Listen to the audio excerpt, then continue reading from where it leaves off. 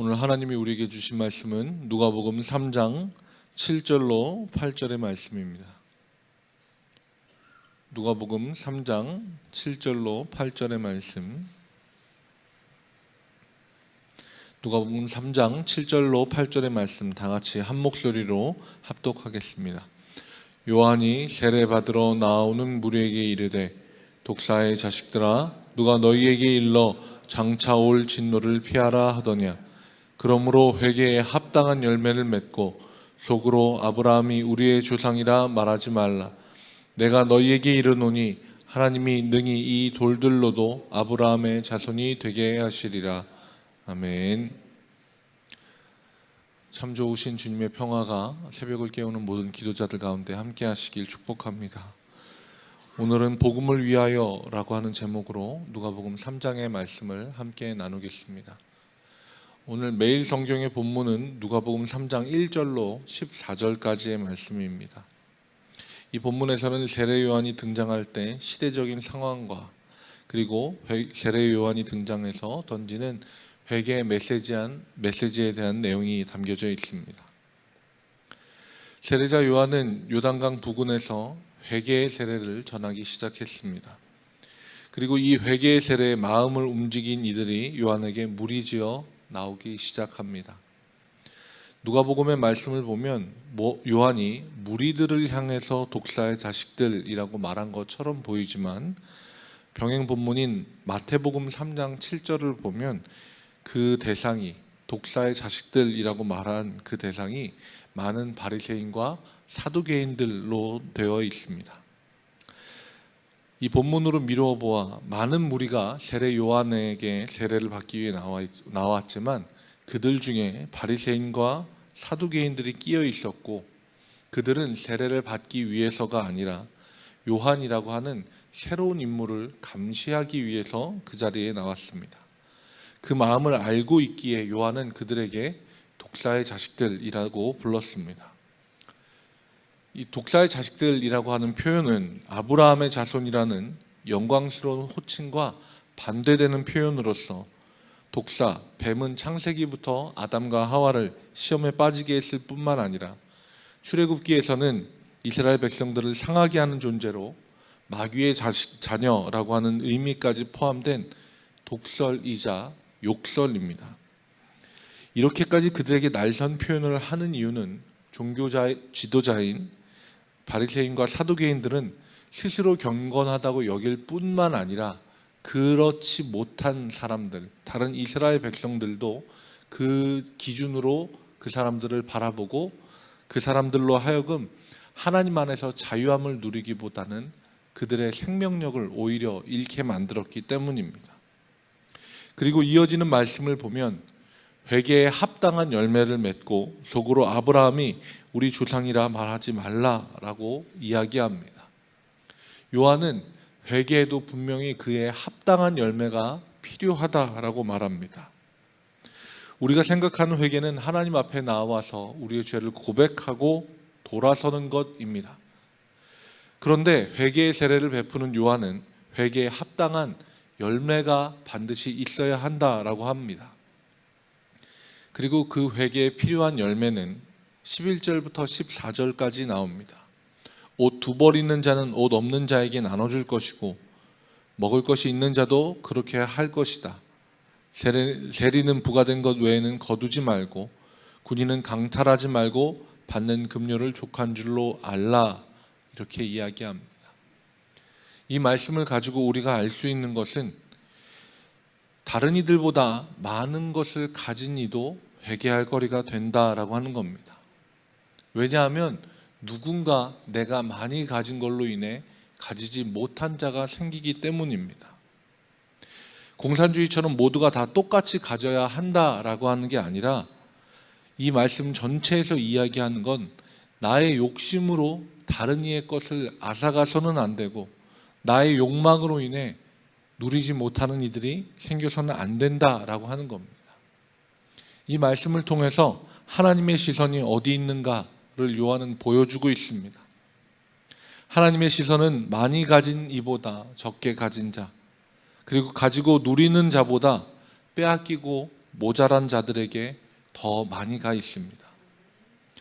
이어지는 세례 요한의 말은 하나님이 능히 이 돌들로도 아브라함의 자손이 되게 하실 것이다 라고 이야기합니다.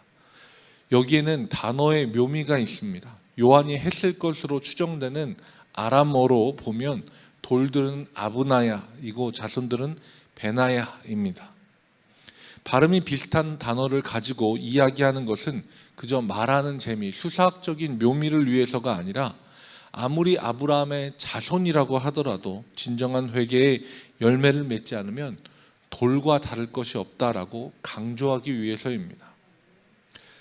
세례 요한이 사용한 단어를 보면 표현들이 굉장히 강합니다. 성경이라고 하는 것을 우리가 감안해서 볼 때 많이 제한되어서 표현을 했을 텐데도 이 정도인데 아마 실제로는 훨씬 더 강한 어조와 말을 사용했을 것으로 봅니다. 왜 이렇게까지 강한 어조로 이야기했을까요? 9절 말씀을 보면 이미 도끼가 나무 뿌리에 놓였으니 좋은 열매 맺지 아니하는 나무마다 찍혀 불에 던지리라 라고 이야기합니다. 죄를 깨닫고 회개하고 구원받기까지 시간이 얼마 남지 않았기 때문입니다. 그리고 요한의 말과 같이 예수님이 승천하신 후에 정확하게 주 70년에 로마에 의해서 이스라엘 성전, 그들이 그렇게 종교 지도자들이 가장 중요하게 여기던 이스라엘 성전이 파괴되고 살육의 현장이 벌어지는 일이 일어났습니다. 회개는 항상 즉시여야 합니다. 회개의 선포와 권면 또한 즉시여야 합니다. 여유가 있는 회개와 여유가 있는 구원의 선포는 없습니다.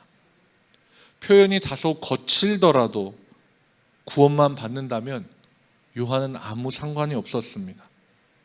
죄에 대해서 극단적으로 책망을 하면서 그들이 구원의 시간이 다다르기 전에 얼른 그 구원의 반열에 합류하기를 바라는 마음으로 극단적인 질책을 하는 선지자의 길을 선택했습니다. 이스라엘이 바벨론에 의해 멸망당하기 전에 구원의 시간이 얼마 남지 않았을 때 그때도 하나님의 마음으로 극단적인 질책을 하던 선지자들이 있었습니다. 그리고 그에 반해 사람들의 귀에 듣기 좋은 이야기를 하던 거짓 선지자들도 있었습니다.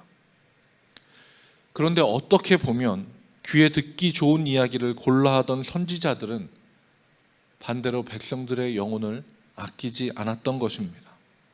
오히려 요한은 겉으로 험한 말을 했을지라도 그들의 영혼을 누구보다 사랑했던 사람입니다. 그들에게 거꾸로 좋은 이야기를 듣지 못하더라도 그들에게 멸시를 받고 환난을 당하더라도 타협하지 않고 하나님의 마음을 있는 그대로 전했습니다. 우리도 한 영혼을 사랑한다면 나의 어떠함보다 하나님을 그들과 연결되도록 하는 것, 이것에 가장 목표를 맞추어야 합니다. 내가 악역을 하더라도 하나님의 구원이 그들에게 닿을 수만 있다면 우리는 악역도 마다해서는 안 됩니다. 그런데 이 말을 조심히 듣고 지혜롭게 판단해야 합니다. 복음을 위한 악역이라도 감당해야 한다지만 많은 사람들이 자기가 하고 싶은 말을 하면서 이것은 복음을 위한 악역이다라고 착각하고 있습니다. 우리는 그냥 악역만 해서는 안 됩니다. 요한은 그 시대와 대상에게 맞는 방법을 사용한 것입니다. 우리도 이 시대에 맞는 방법과 우리가 복음을 전하는 대상에게 맞는 방법을 사용하되 수단은 더 지혜롭게 해야 합니다.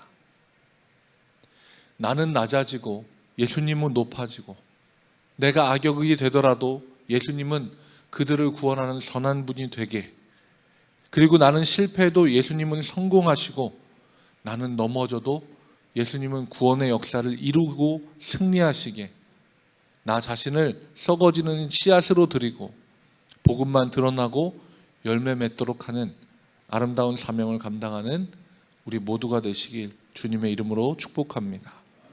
기도하겠습니다. 오늘도 예수 그리스도의 복음을 위해 우리를 세우시는 주님, 아브라함의 후손으로 언약의 자손으로 우리를 세우셨으니 그 축복을 나만 받아 누리는 것이 아니라 주변에 있는 많은 이들에게도 그리스도를 전하는 우리가 되게 하옵소서. 상황과 여건에 맞추어 복음을 전하는 지혜 있는 복음의 전달자가 되게 하시되, 복음을 위하여 어떤 역할이든 용기 있게 감당하는 자가 되게 하옵소서. 복음을 전하는 복된 발걸음을 걷는 오늘이, 그리고 우리가 되게 하여 주옵소서. 예수 그리스도의 이름으로 기도합니다. 아멘. 하늘에 계신 우리 아버지여, 이름이 거룩히 여김을 받으시오며 나라가 임하시오며 뜻이 하늘에서 이루어진 것 같이 땅에서도 이루어지이다. 오늘 우리에게 일용할 양식을 주시옵고, 우리가 우리에게 죄 지은 자를 사하여 준 것 같이 우리 죄를 사하여 주시옵고, 우리를 시험에 들게 하지 마시옵고 다만 악에서 구하시옵소서. 나라와 권세와 영광이 아버지께 영원히 있사옵나이다. 아멘. 주님의 이름을 한번 부르짖고 함께 기도하시겠습니다. 주여